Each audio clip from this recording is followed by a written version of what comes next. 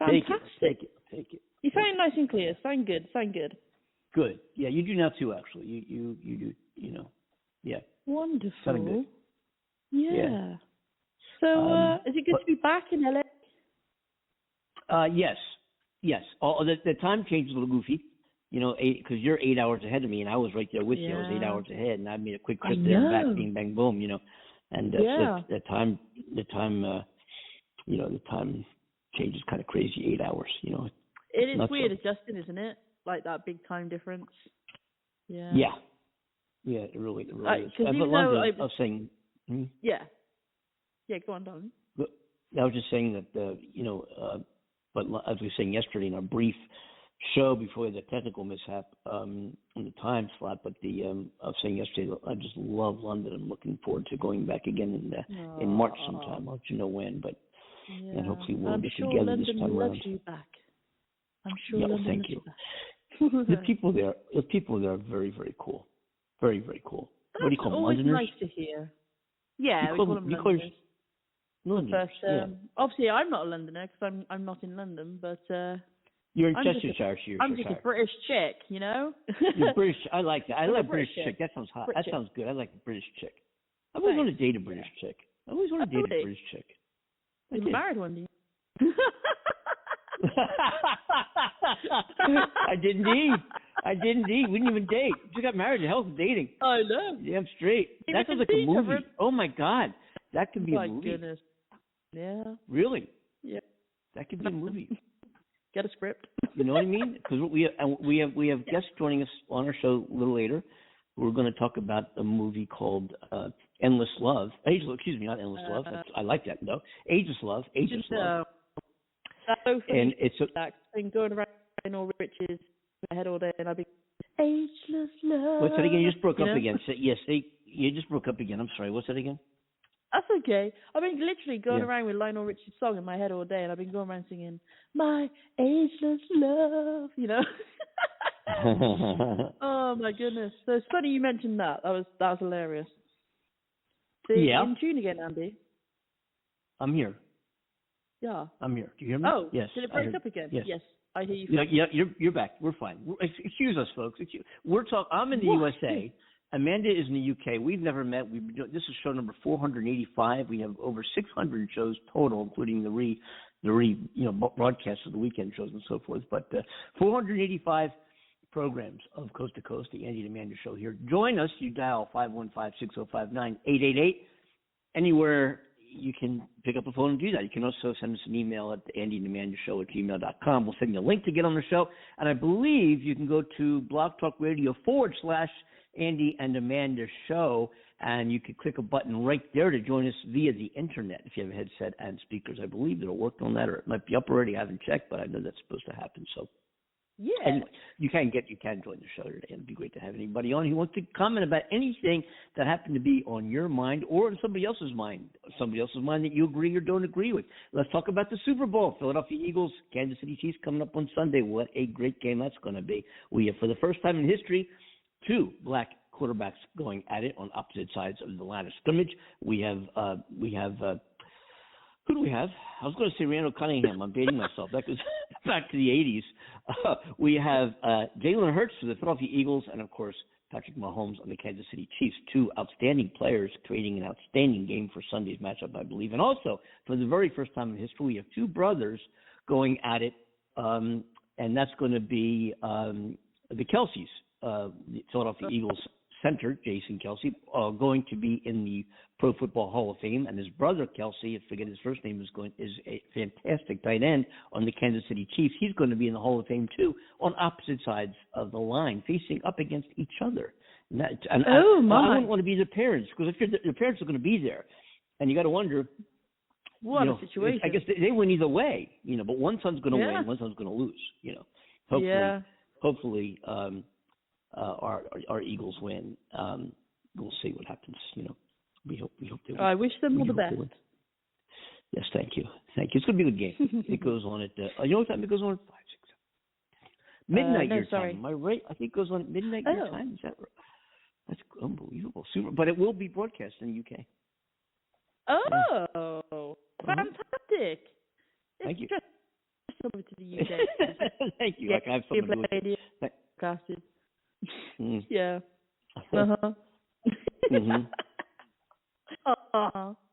Right, I was going to say, I forget what I was going to Yeah. say. Totally forget what I was going to say. I totally see it. Memories are shrinking as the audience. You're breaking up again. Because you're breaking up again, sweetie. I don't know what it is. I'll see if I can sort that out. Maybe connection. Okay. You're definitely, now you're breaking up a lot. A lot. I don't know what it is. Okay. One darling, one second. All right. All right. Keep talking. Let me make some adjustments. All right. I'm here. La la la la la la. I'm thinking about you, sweetie. Mm. Mm-hmm. Ba-da-da-ba-ba. Yeah, as I was saying, that would make a great movie when you have like let's say two radio, like us, a movie about us.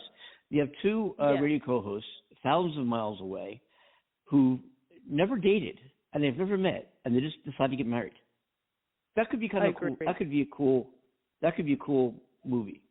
You know, the movie would just start, you know, they put this radio show together, and of course, probably more sophisticated than our show is, with producers and people behind the scenes and all this kind of thing. And but we do have people behind the scenes. We can't forget about Cornell. You know, of course, who introduced us and put this thing together, and also our fabulous guest who's been on and stepped in for us every once in a while, who's a #1 country star in country radio. His name is Kevin Michaels, and he's been on quite a bit. You know, and comes in and helps us out with music and co-hosts and does all this cool stuff, you know? Yeah. And who else is behind the scenes? You know? All the news media. Oh, we forget about the, what they call the Synctors? The Synctors. No, I wasn't actually thinking of that. But now I have a whole other image in my mind, Andy. Thank you. Oh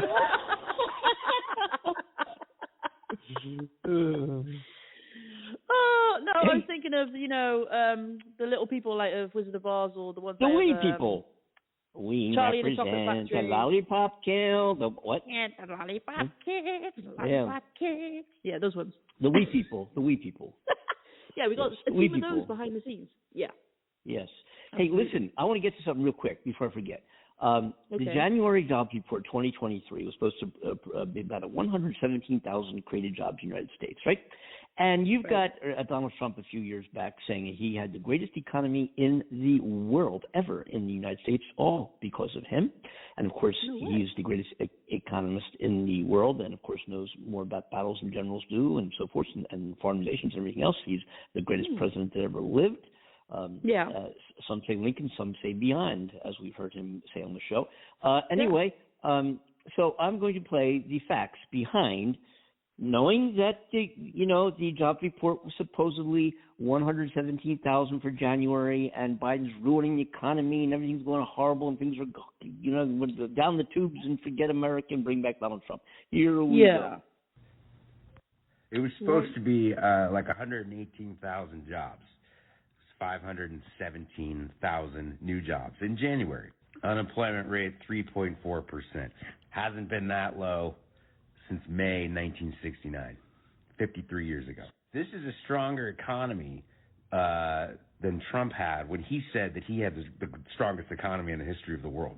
This is doing better. We'll go ahead and bring on the Republicans telling me that Biden destroyed the economy, destroyed the country, that we're living in the rubble of the United States of America. Y'all live in fucking fantasy land. Let me tell you what's coming because of these numbers. These numbers are so fucking good. The culture war bullshit that's about to explode on right-wing media. We haven't seen anything like it. If you thought CRT was bad, if you thought liberals are going to take your gas stoves away as bad, if you thought Xbox is woke because they have a power-saving button was bad, you have no idea what's coming because of this. When the economy is this good under Democrats, the right-wing trolls will make shit up that you would not believe to scare their base, to distract them from numbers like this. All they can do to make you afraid, to distract you, to make you forget the fact that the economy always does better under Democrats. Well, thank you for that information. Appreciate it. Wow. Always appreciate it, man. 515-605-9888 is a number that you can get in and call, comment, whatever you like to talk about, agree, disagree, whatever it might be. And we'd love to hear from you. And you know what I'm going to do real quick here, if I can find this. Because we're still trying to figure out. Hold on a minute, what's going on here? We're trying to figure out our lives, man. Yeah, Oh. Wait, did you just use the bathroom? Yeah, I'm sorry. I tried. Couldn't read. Oh. Yeah, anyway, yeah, I'm back. Hope you got all right. air freshener. Yes. Yes. Welcome back. Now, thank you. I was, God, what was I going to say before? I was going to say, I was going to compliment you, and what a great job you're doing here, Would you rather practice or have natural talent? I said the best is both, right? But she's got a great natural talent. Talent. I agree. Thank you. You heard it from the man himself. Boys. Thank you. What a compliment. Thanks. What did I do to deserve that one? I mean, now it's like, well, I don't know, but yes, I was going to. I forget what I was going to. I was going to tell you something. I forget. We're talking about Super Bowl, which is terrific. Oh, the earthquake. They had a horrible earthquake over in Turkey, and the death toll was 2,200 and 3,000, 5,000. Now they're saying 7,000 people in an earthquake. It's awful, isn't it? Like my heart is breaking when I saw how desperate those people are right now. It's just unbelievable. We've had a big one. We've had. Yeah, it was a big one. Thank you. It really, here in California, we've had earthquakes here. I think I told you this a while back, but I remember one time I was sitting in the previous house I had here right near Pasadena, and my daughter was in her room, and I'm out living in one like a big safe kind of lounge chair, big lounge chair kind of thing. Yeah. And the floorboard is a wood, wood. What do you call it? Wooden floor, whatever. And it started rolling like an ocean, like ocean rollers. Like all the floor panels were rolling, and then the chair's going side like I'm on a sailboat, up and down, and then that stopped. And then it was like the movies. Then you had everything. You hear the glass and kind of everything shaking, and then the thud, and it all stopped. And my daughter came out and said, "Dad, you hear that?" I'm like, "Feel that?" Yeah. It was spooky. And since we've had a couple more, but after a while, and I'm not from here. I'm from the great state of Pennsylvania, and we don't get much of that there. But here in California, what I've learned is it's just part of the culture. Earthquake. Yeah, an earthquake. It's an earthquake. Yeah.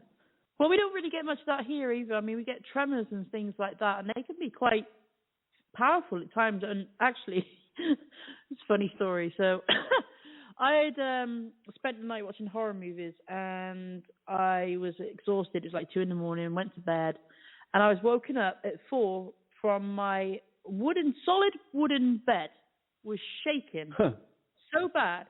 And I was panning around the room. I woke up in shock, right? I sat right in the bed, and I'm looking around the room thinking, nothing else is moving, it's just the bed. Oh, my God, there's like a poltergeist in here or a demon. You know how your mind plays from just being woken up. I freaked out. I literally called my parents at this point. I was like, oh, my God, my bed is shaking. I didn't know what to do. And they said, calm down, it's just a tremor. What? Because I was living on my own, by myself out in the middle of the country. It was just like, my God, it was just, it was a frightening experience after watching all those horror movies. And it was just a tremor. I felt so silly. Spooky. We're going to, we have some special guests joining us in just a minute. We're going to be talking about movies and film and actors and what goes on behind the scenes. We've touched on this with other films and folks that we've had in introducing what their projects. We've got a really phenomenal cast coming on. The two major stars of this movie called Ageless Love are going to be joining us in a minute. And talking about films, yesterday or whatever it was, Friday, I forget, yesterday I guess, we talked about the remake underway now of A Few Good Men. and they took out. Jack Nicholson couldn't do a remake, nor would you want him to be in a remake of the film. So they picked. I was looking here at the credits. They put what's this guy, Donald J. Trump, in to play Colonel Jessup, and I have a clip. I'm going to play a clip of that film. And then we're going to bring our special guest on and talk about some other things. It's going to be a lot of fun. Don't go anywhere.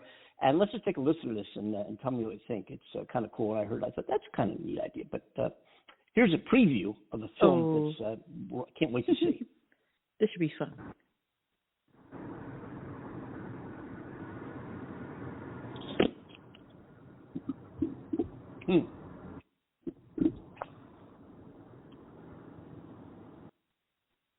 Great movie so far. Thank you. Anyway.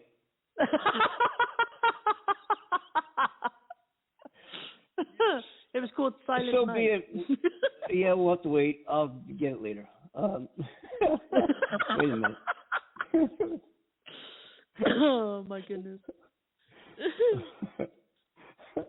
It's there. All I want to do is this. I just want to find 11,780 votes, which is one more than we have.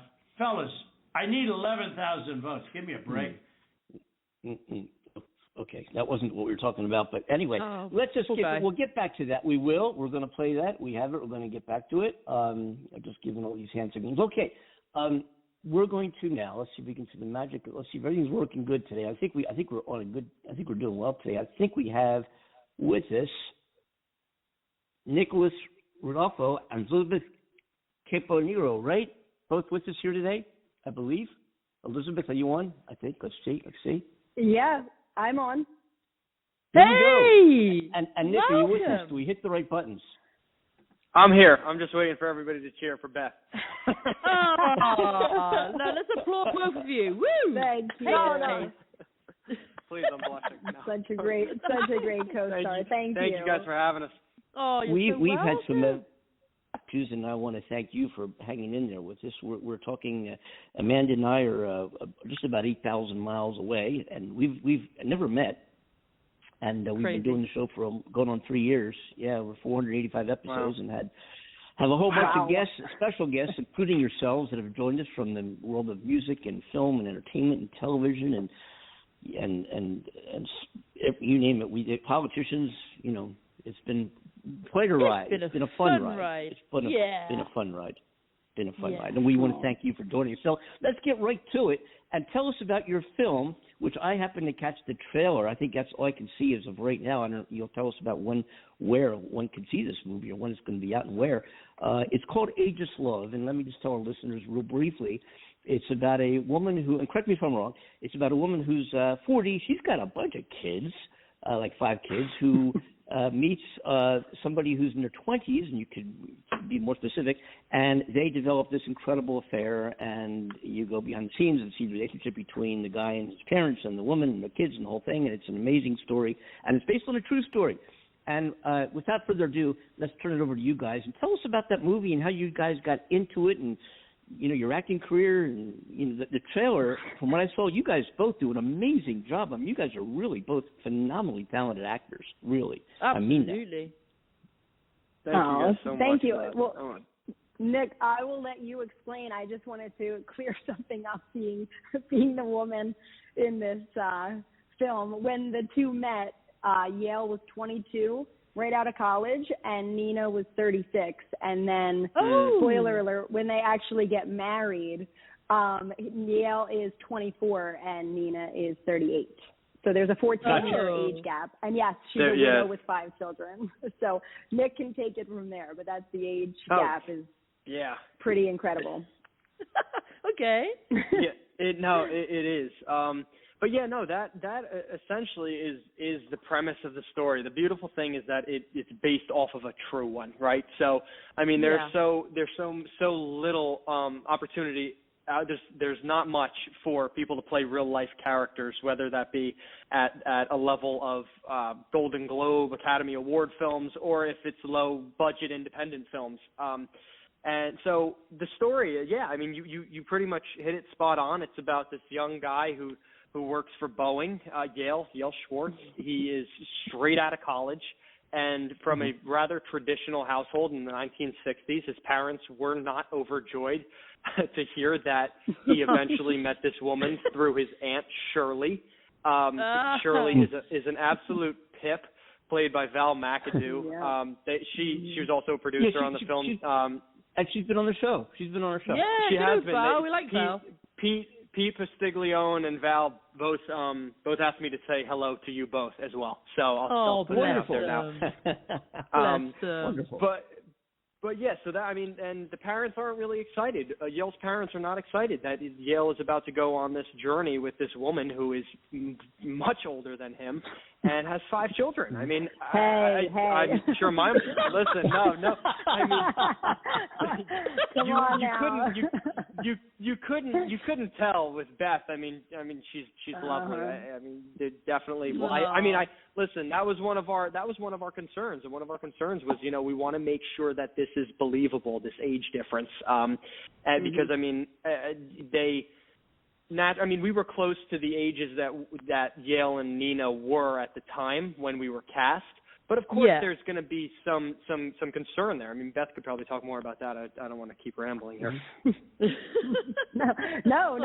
I honestly, no, you did a great job. It was so touching because I think we both feel really blessed to have been given these roles, because being a true story, never did we have the experience where the man who wrote it, he's the actual narrator, he's dying. Like, how this movie came about is Yale Schwartz was actually diagnosed with stage 4 pancreatic cancer out of nowhere. He was given about 3 months to live. And they told him, and he had no idea. He was healthy as a horse. He had a mini stroke one day, and when he went in to get checked for why that happened, they said, well, you have stage 4 pancreatic cancer. So with that, death sentence, unfortunately, his daughter Mona asked him, well, Dad, what do you want to do with your with the rest of your life? And he said, I want to make the movie about me and your mom. I finally want to make it into a film, because he had written it years before, and he had performed it as a one-man stage play. It actually became like his therapy of how he got over Nina. Yeah, because he never got over. She obviously died before him, and he never got over her death. So he basically used this to be his therapy about this show. So he wanted to take his life savings and make this film. And so we filmed a lot of it in his actual house. He never changed it from when Nina died, so it was very dated. So it just felt very like they were there always. I mean, it was, and Yale was very critical. Yeah, Yale was with us every step of the way. And on day one, he was like, you two better really work on your chemistry, because we were madly in love with each other, and you two need to really get it together. So, like, and we had how many days? I mean, 12 days. Sorry, keep literally. going. Yeah, no, absolutely. Jump in, because 12 days total to film, but this day one were some of the most intense and intimate scenes. So to not know each other, we had no read through, we had no practice, we had no anything, and it was both of our first films. So to have that pressure, because Yale was Yale was dying. Yes, and Yale was dying, so we had that time limit that we were working with, because when he gave the film to director Joshua Coates, it was with the stipulation that he had to see a first cut before he died. So there was so much pressure to get it done, get it shot. Yeah, what a story! That adds a whole new dimension to this thing. Yeah, whoa, it's amazing. It's amazing. Yeah, he wanted I'm blown away. Well, let me go back a little bit. So this film was both of your first major appearances in a film for both of you? Yeah. Yeah. Yes. Oh my God. And I just want to say, Nick was only 19. I would love you guys to see this film. Nick was only 19 years old, so kudos to him, because he plays. I mean, this movie is he's Yale, so it's his story. He really, really brings it to life, and that's a huge responsibility for such a young actor, and he did a really great job with it. So I just want to. So, and you had some pretty intimate scenes as well in this thing, in this movie, in the film, as it progresses. And that's wow. That's So I'm married in real life, and I have 2 little kids. So for me, I just had my second baby, and that was very difficult. I had never. I left my 8-month-old and my 2-year-old at home to go on the set for like 15 hours. And wear a bathing suit. That's the one thing. I mean, if everyone can give me some grace there, I'm like, I just had my second baby. But yeah, so it was just different challenges we had to overcome. But yeah, I think the intimacy part was hard to get over at first for me. That I is don't know. tough. Yeah, so many people, don't tough. they? I mean, sorry, Andy. Apologies. No, I was just saying that I've told this before. You know, I remember, I forget who was on. We were talking about intimate scenes in movies, and I done some acting work out here in L.A. and some TV shows, movies, and I was part of this acting group, that directors. They had this, I don't know, I think they're graduates of UCLA, drama school, whatever, and they had this quarterly meeting of all these directors that they recreate a scene of a movie that was done a while ago, how they would have done the scene if they directed it. And so I got a call, and I've been doing a couple TV shows here and there, and I kind of got I got an email, and hey, could you do this movie called a scene in a movie called Leaving Las Vegas? I remember the movie, but I had no idea what I thought about gambling or slot machines or something. I figured I'd go in. We'll have to roll some dice or maybe play a couple of slot machines. I mean, how difficult can it be? So I'll do it. I'll be glad to do it. And it paid a little bit. Well, it was the kind of thing you just do. It's an honor. Thank you. You'd be glad. And let me look that up, and I found out I was playing the part of Ben, who was originally played by Nicolas Cage. And then I went down to the studio to meet the casting director and the people rewriting it and all that. And we talked about the parts and all this and how I envisioned. And I play guitar for a living. I do the show. That's my main deal. You know what I mean? I'm acting. I don't know what the heck. But so the funny thing is that they asked me, what do you feel about the relationship between Sarah and Ben? And I'm like, well, I got some ideas now. I think and so they said, listen, do you have any plans for that? Can you hang around? I'm like, I think so. Why? And because we have Sarah coming back for the casting, and if we do that today, then we don't have to have the callbacks. We can do chemistry matches right now. And I didn't really know what a chemistry match was. What's a chemistry match? I didn't. I play guitar. Good. and I said, and what they did is what I didn't know. Then I got to step back a little. I didn't know. They said we'll send you the sides. The sides folks are like and all that, the environment where the scenes take place, and so we'll send them to you like tonight when I first got this thing. And it never came. It's typical. The night before, I get the sides, and then I realized there's this really intimate sex scene. Nick is dying, and he has passionate sex with my us, God. right? and I am very, very modest. There's no way, right? Mm-hmm. So they said, they asked if I could stick around, and of course my wife was waiting for me in the car because she needed the car that day. And I said, I don't know what to do. I said, I said, let me go tell my ride. So let me see if it's okay with my ride. I gotta make sure I get to my ride. And when I said, we got this chemistry thing happen. I'm not sure what it is. We got to mix a couple of things. I don't know, whatever, some kind of chemistry, something rather. So little did I know that there was 12 Sarahs and I was on the couch yes. Oh. So I'm like, Hollywood, and wow. Anyway, God. Wow. That was So I can relate with hilarious. what that is, So where was this film? Where was your film made? Where was it filmed? Where was it done? In Wayne, Pennsylvania. Yeah. Like Wayne, the main line of Pennsylvania. Yeah. Wow. Right out, so suburbs of Philly. Yeah. Are you guys both Philadelphians, Pennsylvanians then, or?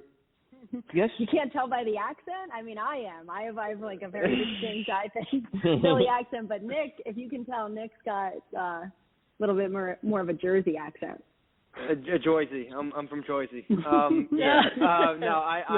have I get the rap of like Jersey Shore. I'm kind of just I am from Jersey. I'm closer to New York. I'm about 45 minutes out of New York, so I do a lot of stuff there in New York. So cool. I might be getting a little bit of that New York accent, trying not to, but Here we go. Very central Jersey. But we almost had a chemistry read too, and I thank God that we didn't because. Honestly, Nick can attest to this. No, I just mean, no offense at all, but first day, they always tease, the director and Nick, that it was like trying to open up a shell. Like, I was so closed off. I was like at home with my babies and my husband. I was like, what do you mean I have to kiss this young boy who I have a nephew the same age? This is so crazy. Like, oh my God, we're going to talk. But then, you know, as we got to know each other and everything, it was so much easier. And like, you know, I do feel like we really become the characters. But that, for me, I couldn't even, like, we joke that so many times I look away and you think I'm nervous, like, as the character. But in reality, I was also very nervous just being with someone who wasn't my husband. It was very hard for me to, like, let go. So did you go through, like, you had to go through the audition process and the callback process to get these roles? I mean, was that a difficult?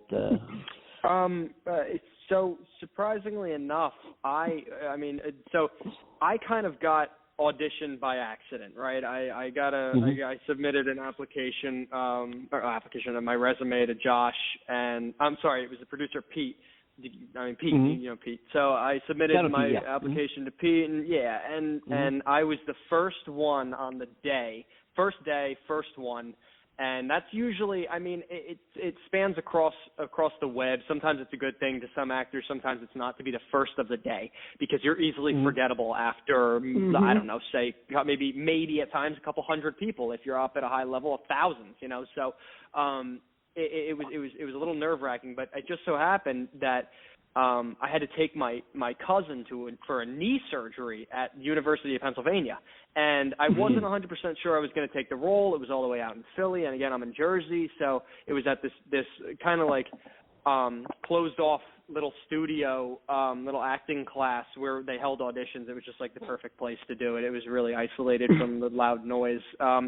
And I was just like, this looks kind of, I just want to, yeah. Wow. Sorry, I just want to add 2 hours away. Jersey's like right over the bridge. He's like 2 hour away. Yes. Keep going. Sorry. Yeah. No. It's true.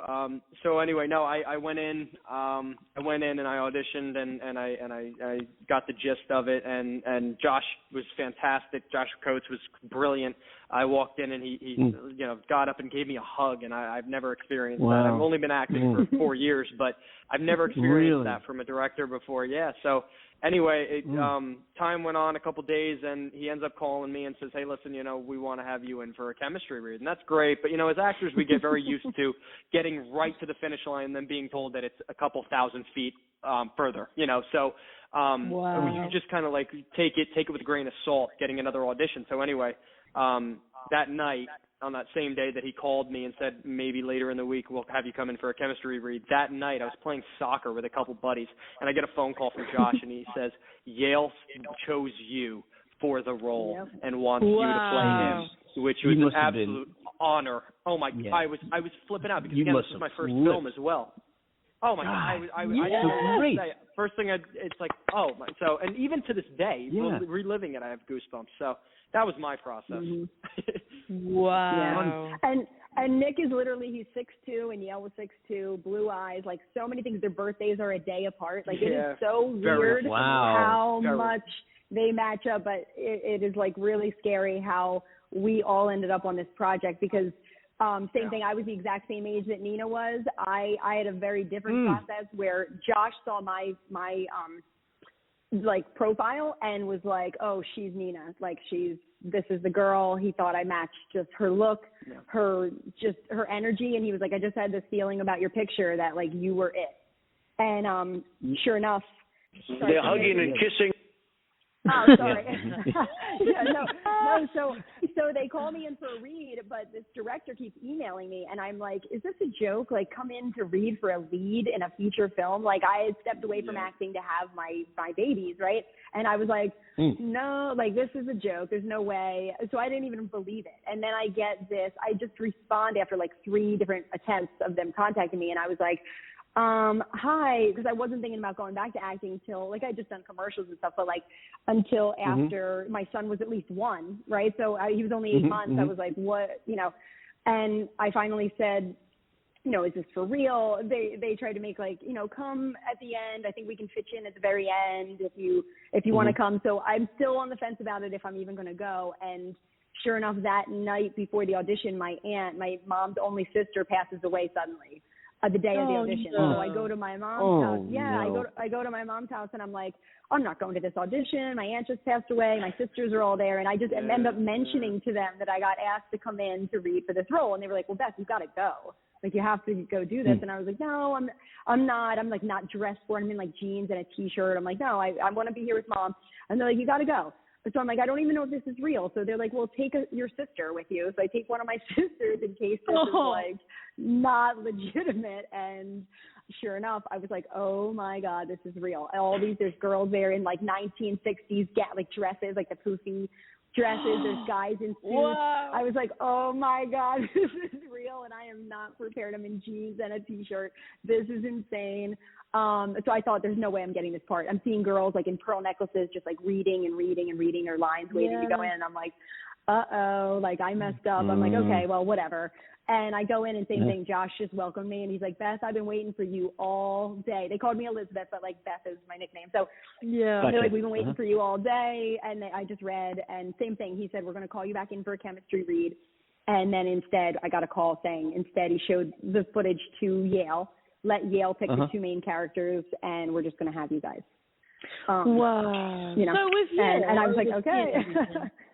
So if Yale was seeing everything and being in the house, the actual house, and knowing that this was a true story, did you guys feel changed by playing the roles that you were? Did you walk away finding that it kind of had an effect on you in some way?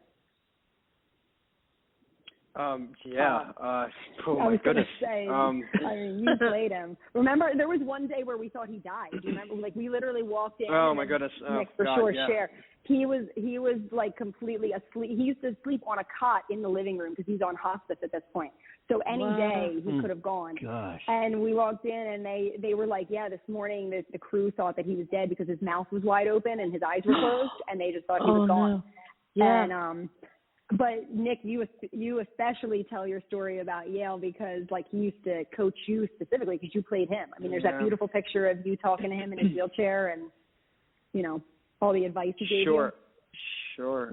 Yeah. No, I mean, naturally, right. There's a pressure. It feels insurmountable. But upon meeting Yale first, you kind of there's this excessive need to want to thank for the opportunity as an actor, right? You always want to thank. And for this being a person that chose me to play him, weeks from his life on Earth, not continuing. It's just that was the commentary that went on in my mind. So we spoke often enough. I didn't want to get overloaded with how he believed he was, only because if you had somebody asking you, how do you drink water? How do you love? How do you how do you that? It's a type of introspectivity that is just it's sacred. So I just did my part in listening to how he spoke to Beth, how he spoke to Josh, and more importantly, how he spoke about Nina. Right, because it's about their story. So I didn't have Beth. Beth had believe it or not, I mean, Beth, you can correct me if I'm wrong.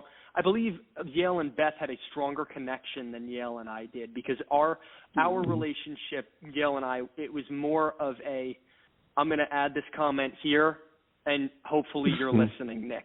And and that was my job. So, and again, we had limited time, but it was, but I'm sorry, to your question, yes, of course we walked away differently. I mean, you come away with a new hope and perspective on love. And I know it sounds cliche, but I mean, there's something to be said about the cliches, you know? Yeah. So, definitely walked away with having an insight into that.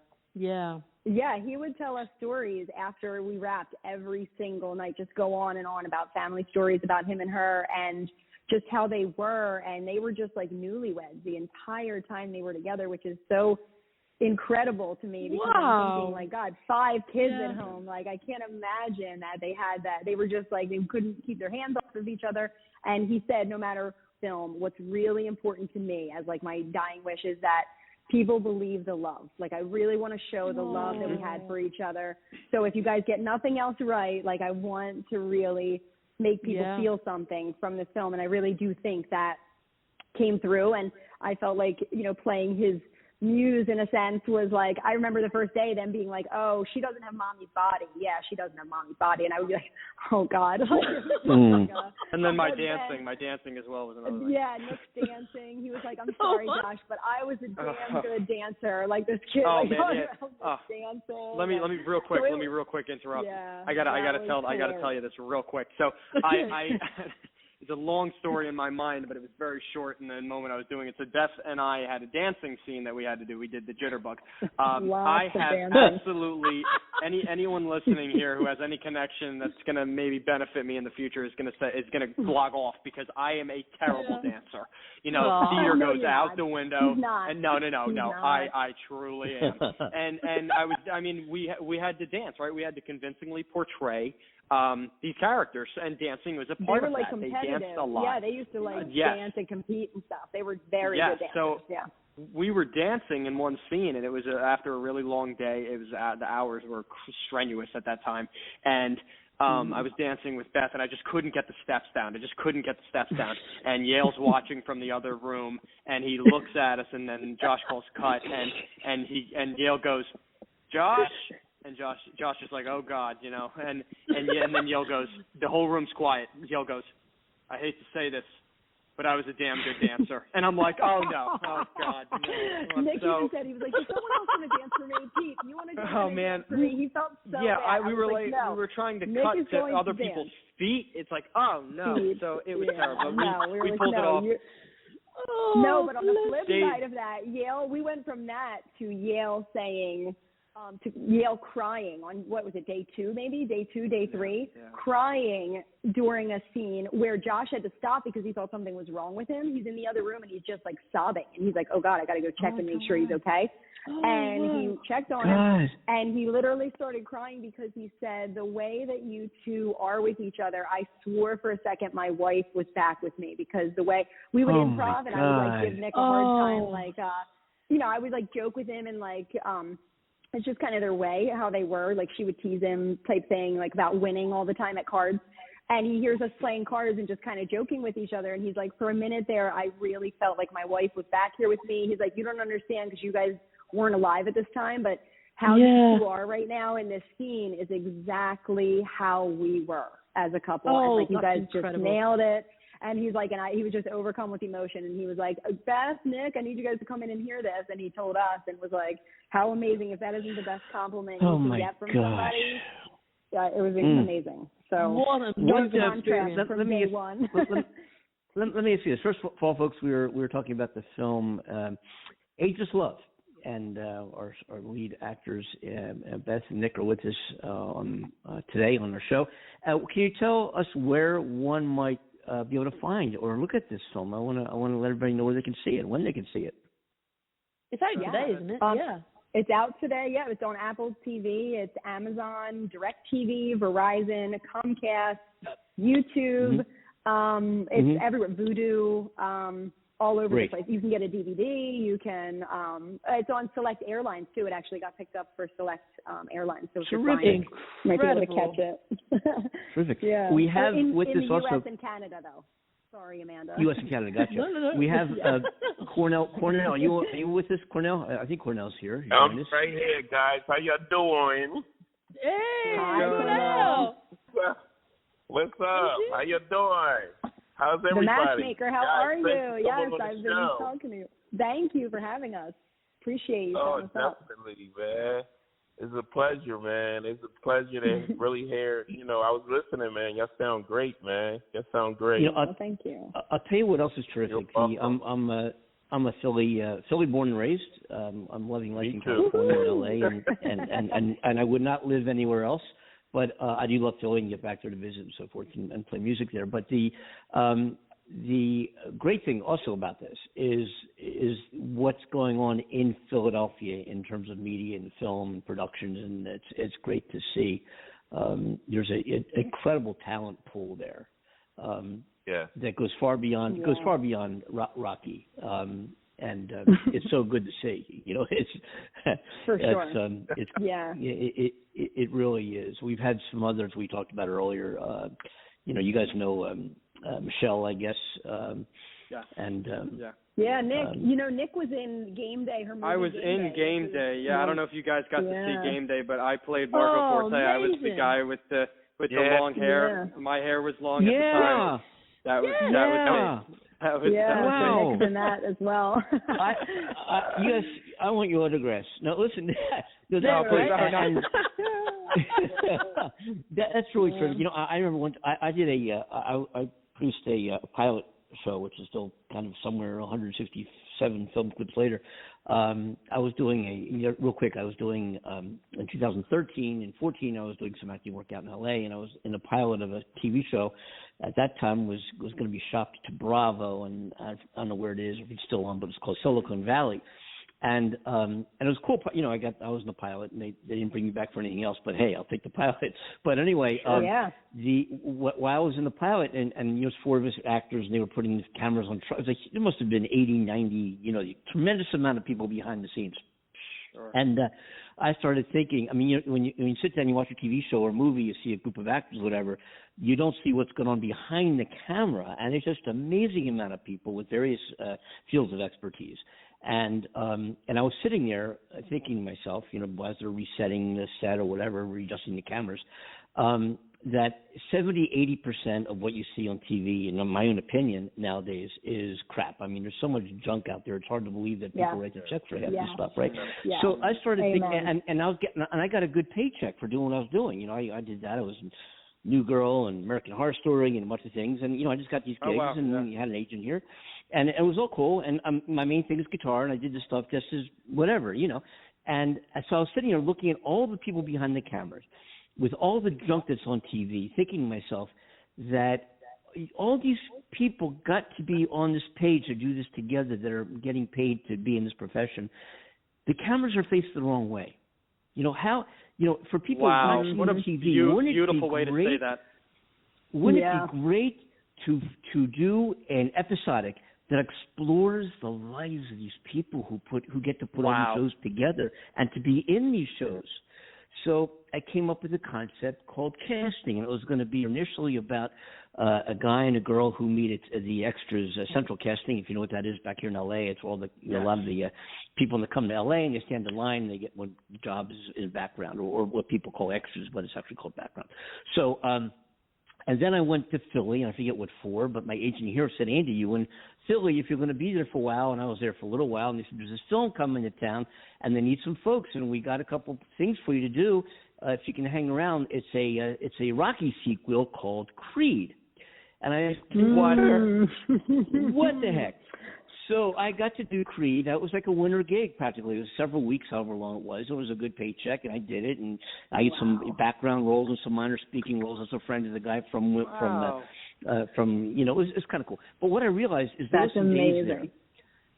some days there where they had 1,000 background actors, background people. We're going to call them extras. Background, right? Crowds. And they had and they had this great big sound stage in Delaware County somewhere, huge sound stage. And there's a great big green screen. And a big green screen, and the Rocky boxing ring, so to speak, was in the middle. And the scene is supposed to take place in the winter in Liverpool, England, right? And they put 1,000 people in this green screen, and when they make the movie, they take the green screen and replace everything with all the people, with thousands and thousands of people in this great big arena in Liverpool. And they, unlike LA, when they shoot a scene and anybody's not in that scene or can do with it, they put them in base camp, they put them somewhere else and just work with. Here, they kept everybody there. It was so hot that people were taking off their shirts and pouring water over themselves.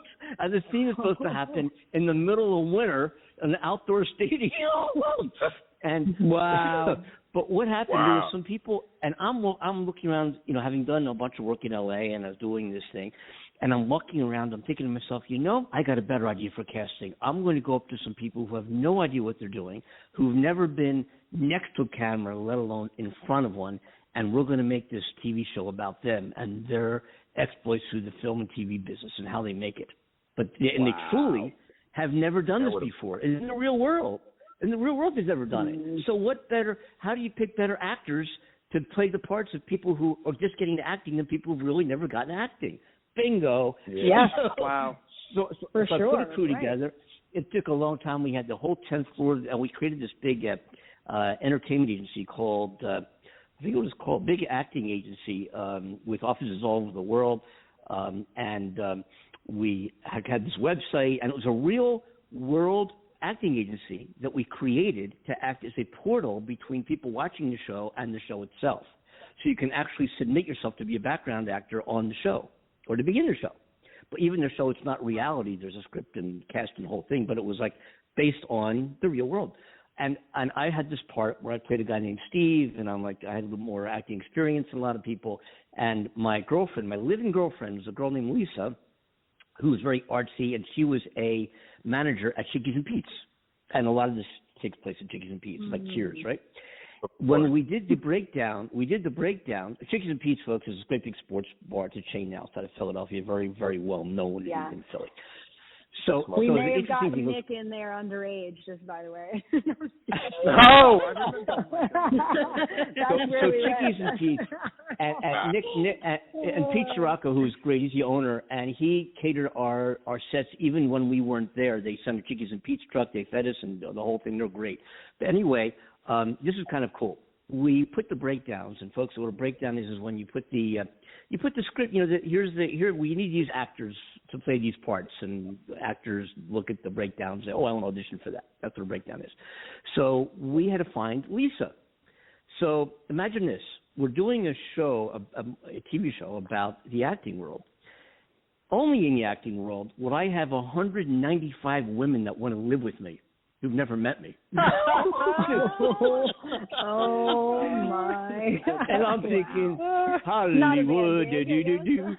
And I'm a married guy, and I get all the pictures and all. You submit on Actors Access and all this, and you get the pictures and the bios. And I'm telling my wife, I think we make a cute couple. He said, "What do you think of us?"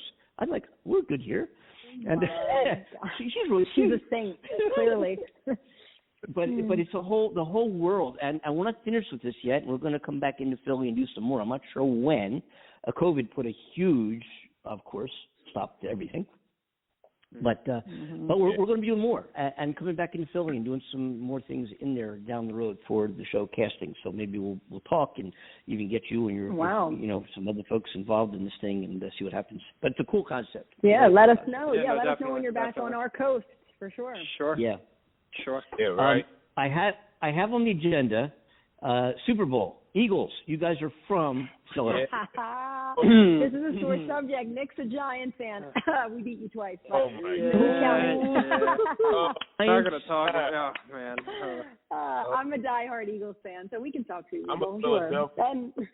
Definitely. I'm Philly. We are in 23 countries around the world listening to us. All over the globe, and people are hearing the podcast of our show after we do the live show.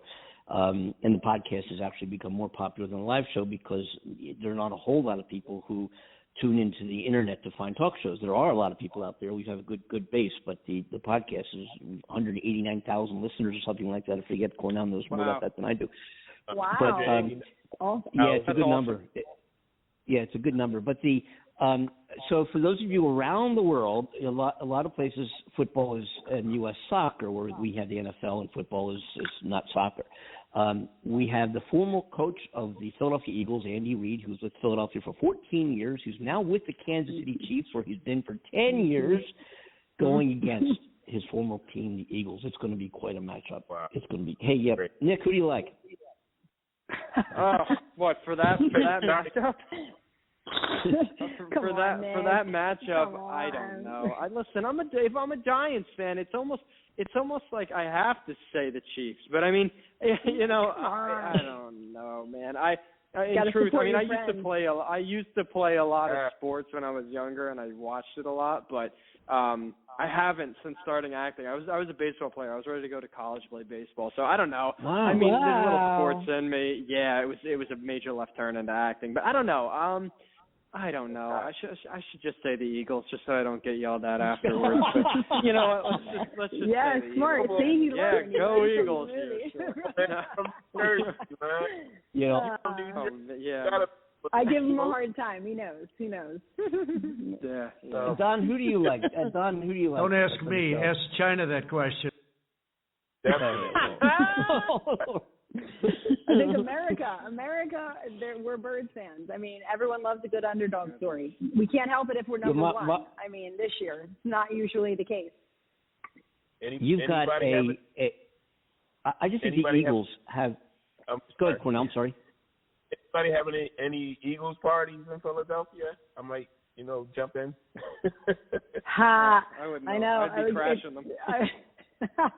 It changes things. With two little kids, we keep trying to figure out where. We have been invited to a couple little, get-togethers, but it's mostly what do we do with the kids?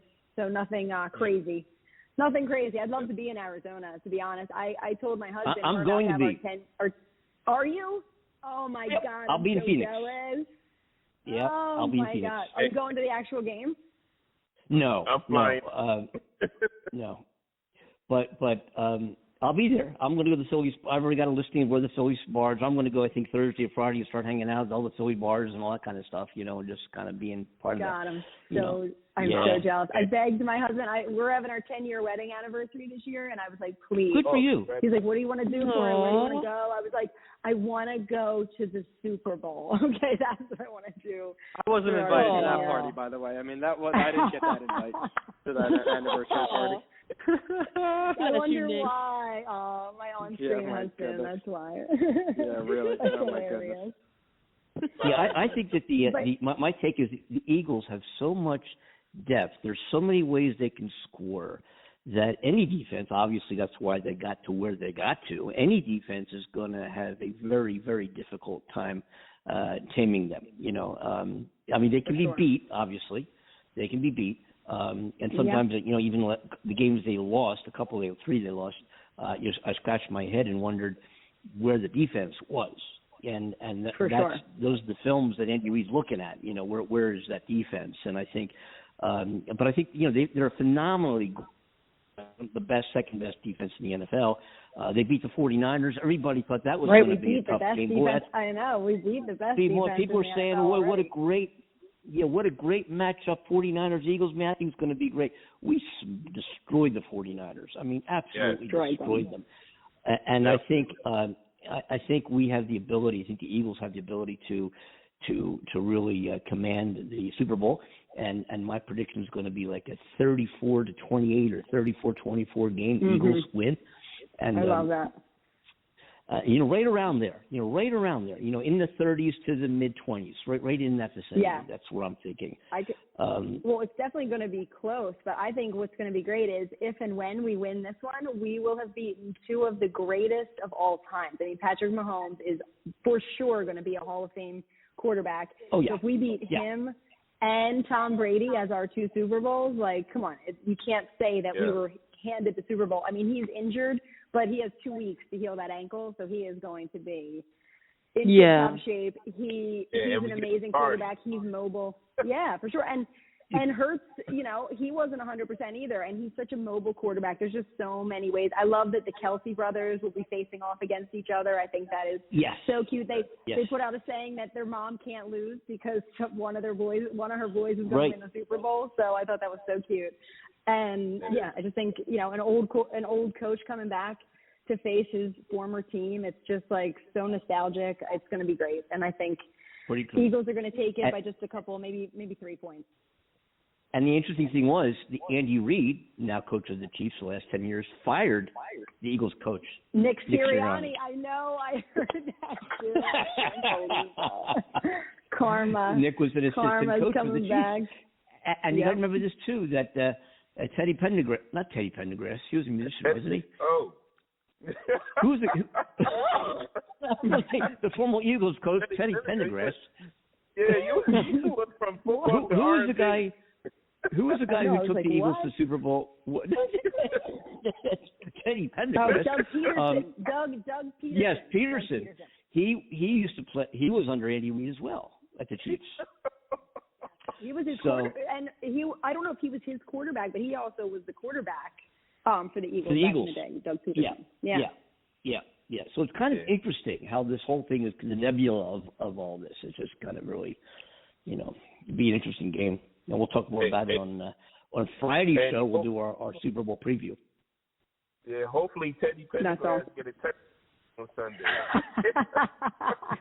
I was like, who are we talking about?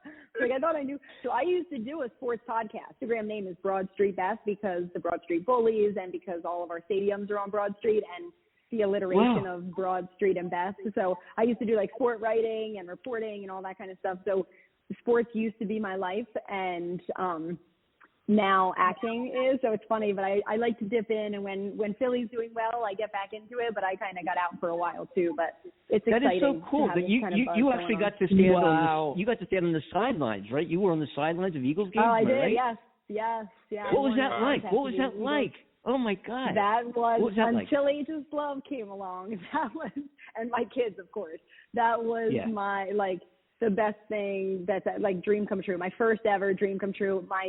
I went to school for broadcasting, and literally my dream was to be an Eagles sideline reporter. So I submitted a 1-minute video, and almost 1,000 other people did too. They said we picked you out of like over 900 and some tapes that we saw, and I won. And I got to go with the team to New York. It was like, it's such an experience. I can't even tell you. And then I did the promos for like the following contest. And then the people that ran it actually went to the Chiefs, ironically, and then started the contest down with the Chiefs. So it's a lot of friends of mine now work for the Chiefs that did the contest back to the Eagles. So wow.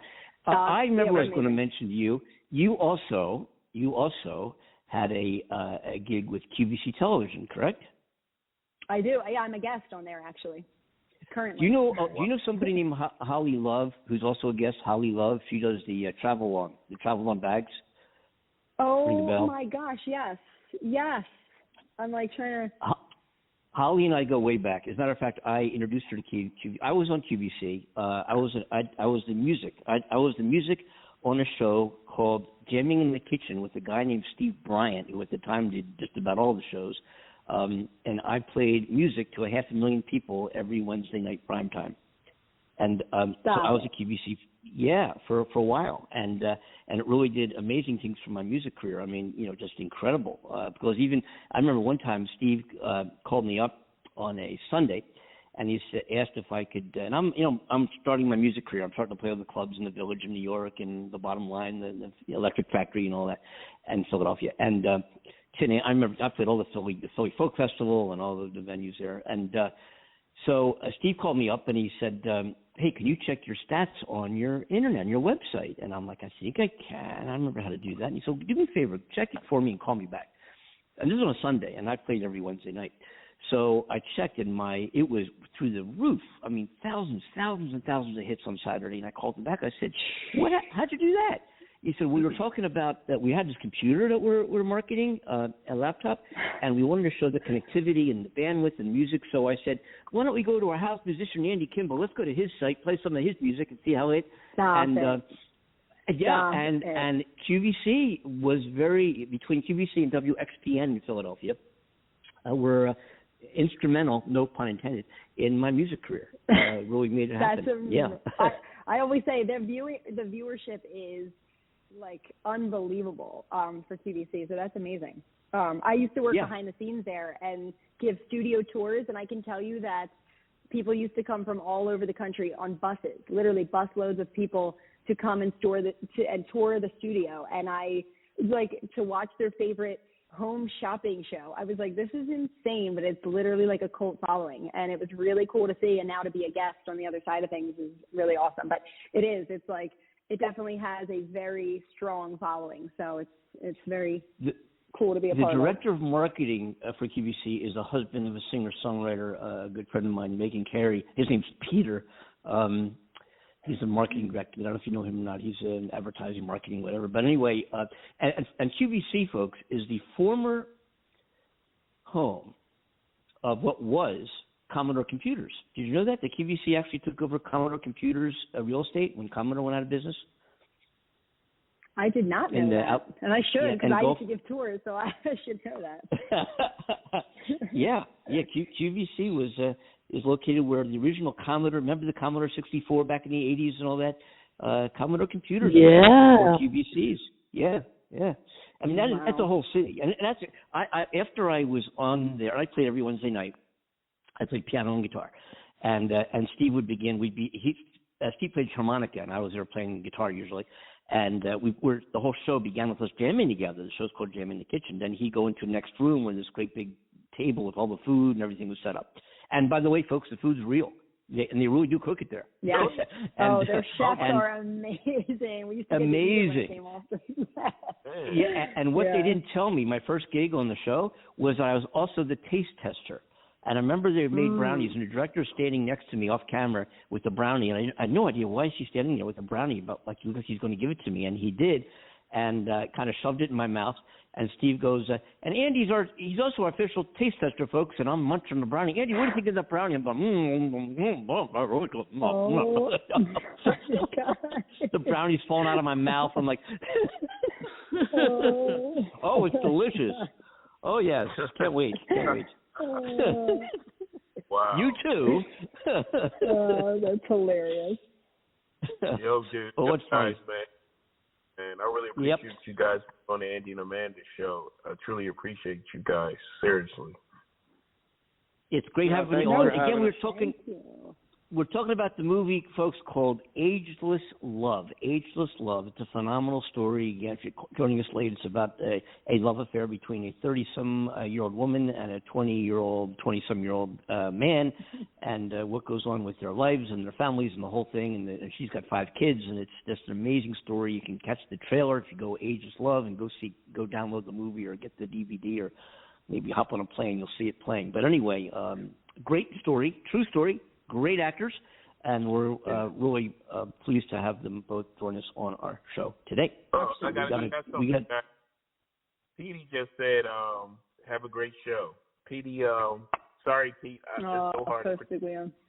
Postiglione. Yes. Have a great time. Text me. What's up, Pete? You're such a great guy, Pete. Yeah, no, yes. Pete's fantastic. Yeah, he's been on the show. It's great. And again, it's great to see all this talent coming out of Philadelphia and everything that's going on there. These movies, these TV shows are just really great. Is Diane Heary still doing casting for a lot of the productions that come to town?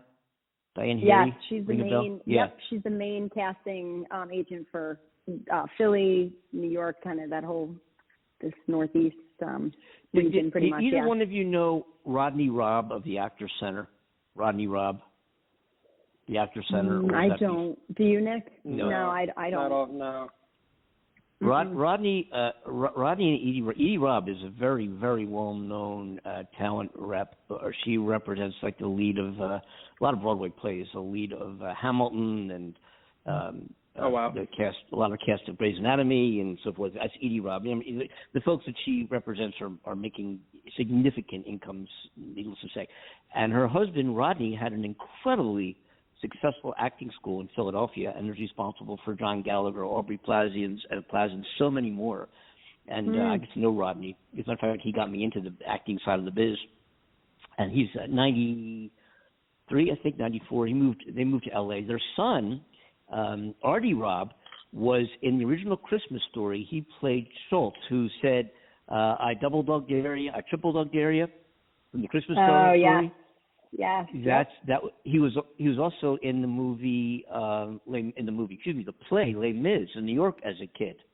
Oh, my favorite. And who did he play? Yeah, he was a kid. He played Givenchy or something like that. Givenchy. Oh, Gavroche. Yes. Yes. My favorite. Yes. That's amazing. Yes. Okay. Yes.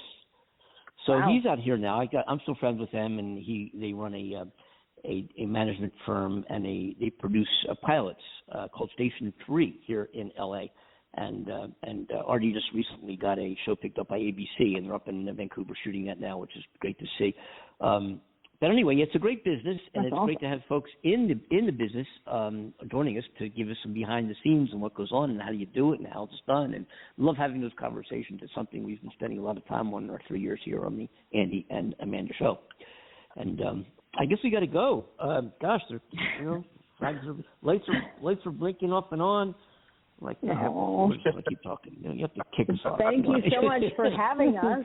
Yeah, no, really, thank you guys so much. We really appreciate this, truly. Real quick, do you guys have things coming up that we should know about at this point, or is it too early? Oh my goodness. I'm shooting a film right now. Actually, it's being shot on 16 millimeter film.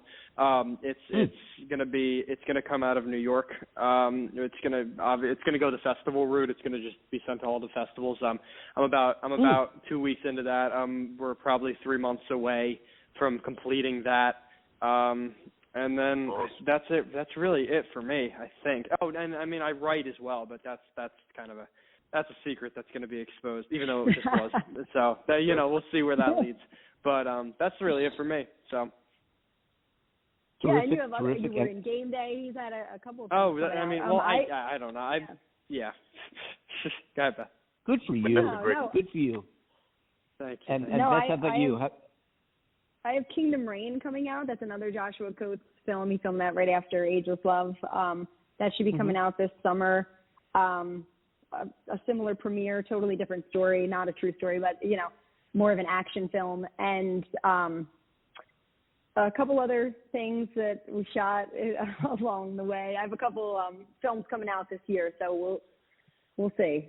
But yeah, other than that, working on QVC, being a mom, and just keeping the grind going, basically trying to plug away. When can one find you in QVC? You represent a product on QVC, right? A particular brand? I do. Yes, I am branded with Dr. Scholl Shoes is my brand. So whenever you see those shoes on, that's when you'll see me. Wow. Well, great. That's a great gig. It's a great gig. Yeah. Terrific. Well, listen, I wish you all the very best of continued success, and thank you. We look forward to having you as you get projects underway and do more. Please stay in touch with Cornell, and we'll bring you back on, and love to have continued conversations. Why they got to stay in touch with me? Well, who's me? I'm nobody.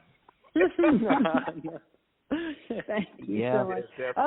And Nick and I did one other film together. We didn't say that, Nick. We have a short film coming out hopefully soon. Oh, that's Trinity. Right. Trinity. He and I are the leads again.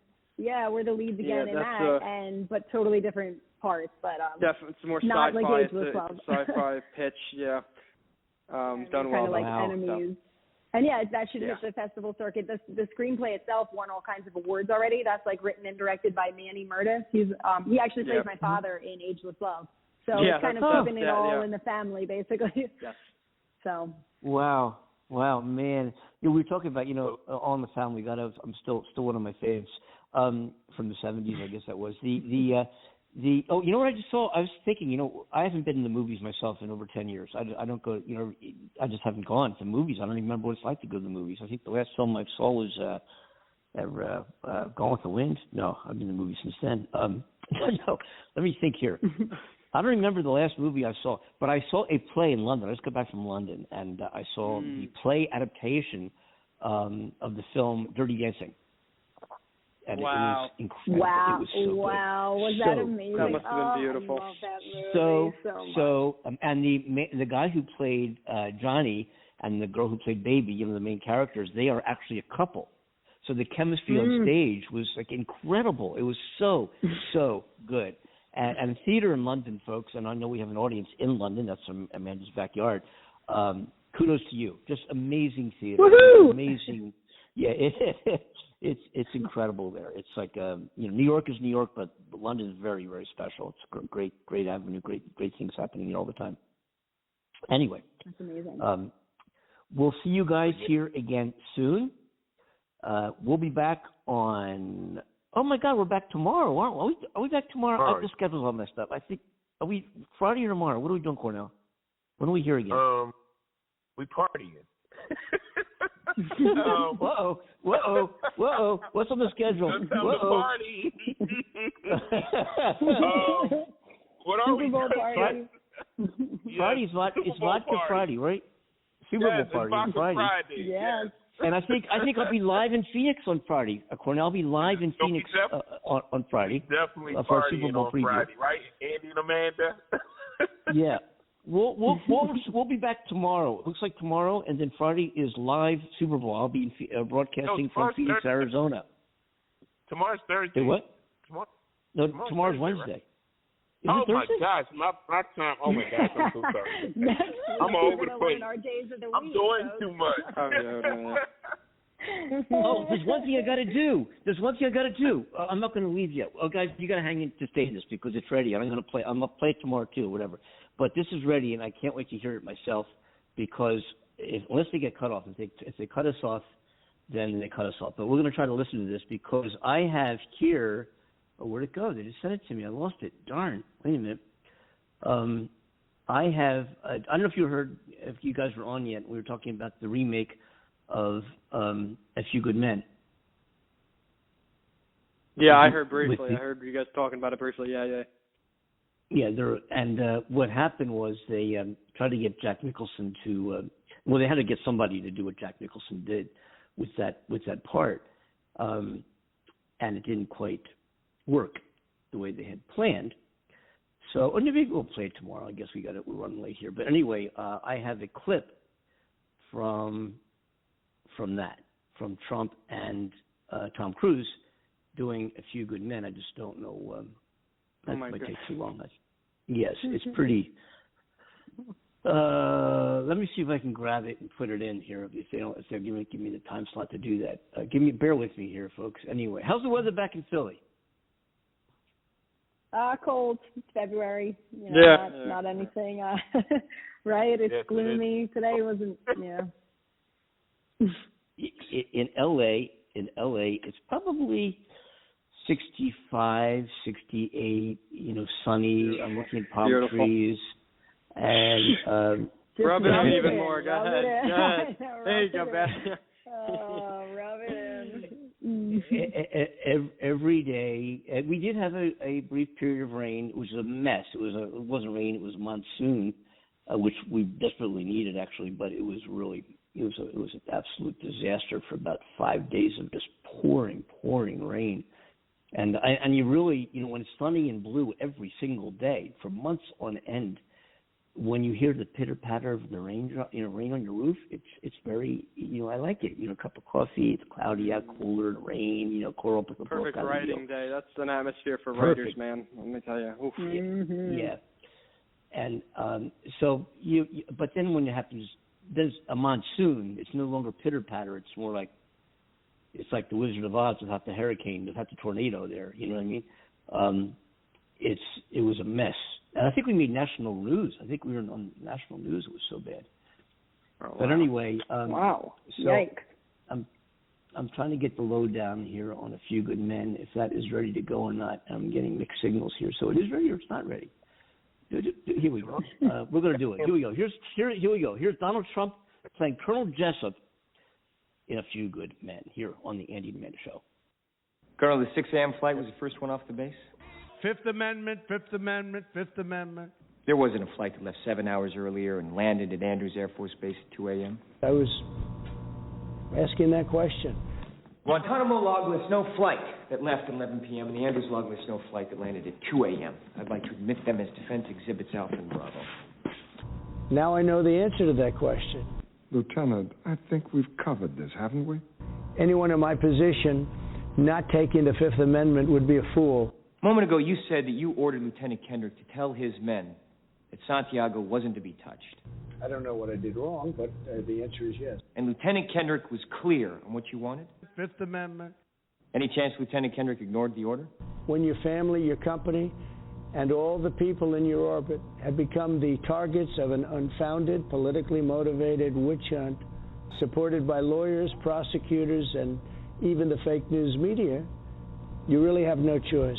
Any chance Lieutenant Kendrick left your office and said, the old man is wrong? An absolute fool. When Lieutenant Kendrick spoke to the platoon and ordered them not to touch Santiago, any chance they ignored him? We're not allowed to talk about this.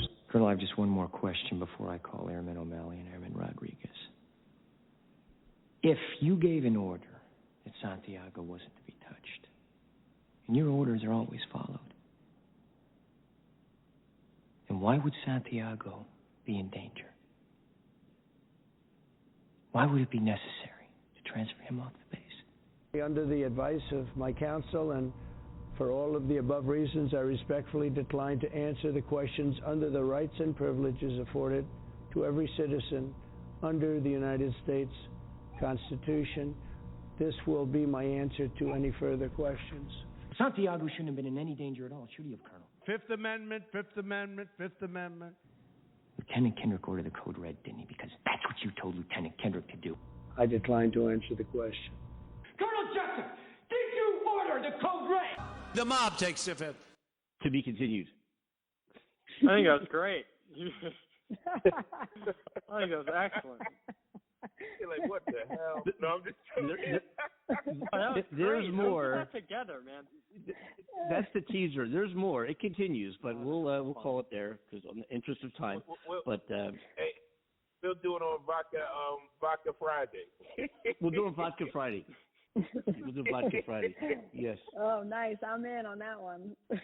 Yeah, join in. We all be drunk. That's hilarious. Only if I get to come to Arizona. That's the deal. Yeah, it's going to be nice. It's going to be fun hanging around with Philly people, and there's some Eagles bars here in LA, and I've been to a few of them, and it's great. When I saw the Super Bowl 52, I guess it was, I went to a place in Highland Park, which is close to Pasadena, near where I live, and I went to it. I mean, it was just packed with two bars, an overflow bar and a main one. That wasn't just Eagles fans; it was people from Philadelphia. I mean, just packed. And you'd think you were on Broad Street. I mean, it was just absolutely amazing, singing "Fly Eagles Fly" and all the Eagles. It was just so great. It was great. I felt like WIP was going to be broadcasting live from there or something like that. It was incredible. That's amazing. Aww. Yeah. All right. Time's yours. No, okay. Anyway, no, it's good. It's so funny. That's what the contest was called that I won. It was called the Time's Yours contest because Andy Reid was the coach at the time. So they did it for his, whenever he speaks to the press, he always says, "Time's yours." So that's what they called it. That's so funny you just said that. Oh, my. Great minds think alike, I'll tell you. Well, listen, folks, we're going to call it a day, and we'll see you back here tomorrow. And then again on Friday, live from Phoenix, Friday covering the Super Bowl on the Andy and Amanda Show. And we have a lot of guests coming up and a lot of subjects we're going to be talking about and covering, everything from well, we'll leave it at that and just ask everybody to continue listening and tuning into the Andy and Amanda Show. And our number to join us anytime we're on live, which is Monday, Wednesday, and Friday. For the most part, this is an exception at 3 p.m. Pacific time, which is at 6 o'clock over there in the East Coast and 11 p.m. in the UK. You can also email the show at andyandamandaShow@gmail.com and let us know what you think. And you can also request to get on the show anywhere in the world. That way we send you a link, and all you need is speakers or a headset and a microphone, and you can talk to us from wherever you are situated on the planet Earth and beyond. Anyway, thanks for listening, everybody. This has been so much fun with our special guest from the movie Ageless Love, Beth, and we'll have you back again. And Nick, I don't know. No, No, Johnny. That's funny. Man, that's why. I get it everywhere I go, man. Wait till you guys see this movie. You are going to. I hope you guys love this movie when you see it. You'll definitely want Nick back then. I'm going to watch it tonight. Oh yes, Good night. Thank you, Cornell. I appreciate you. You're welcome. Very welcome. Well, all the best, folks. We will. Right. Hey, Amanda. Is Amanda still here? She's like, I hate football. No, I'm kidding.